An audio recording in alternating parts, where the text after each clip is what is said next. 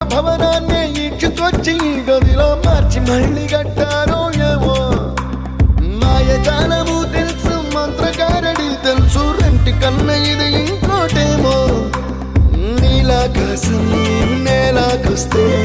ఇట్టాగే ఉంటాదో ఏమో ఈ సంతోషం దాచాలంటే హృదయాలు ఓ వంద కావాలేమో ఇంతందంగా ఉంటుందా ఈ లోకం